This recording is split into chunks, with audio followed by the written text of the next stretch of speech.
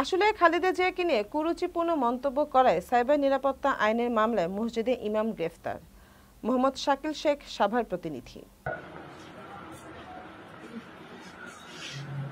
সাভারের আশুলিয়ায় সামাজিক যোগাযোগ মাধ্যম ফেসবুকে পোস্টের কমেন্টে বিএনপি চেয়ারপারসন বেগম খালেদা জিয়াকে নিয়ে কুরুচিপূর্ণ মন্তব্য করায় সাইবার নিরাপত্তা আইনের মামলায় এক ইমামকে গ্রেফতার করেছে পুলিশ।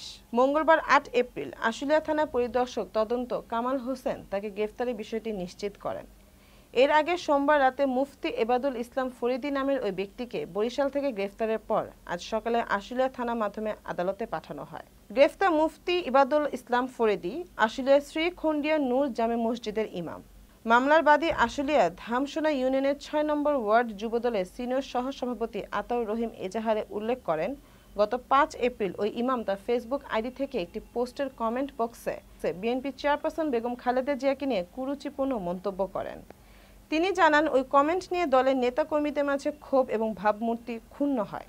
এ কারণে তিনি এই ঘটনায় আশুলিয়া থানায় একটি সাইবার নিরাপত্তা আইনে মামলা করেন। পরে পুলিশ অভিযান চালিয়ে বরিশাল থেকে অভিযুক্ত ওই ইমামকে গ্রেফতার করে।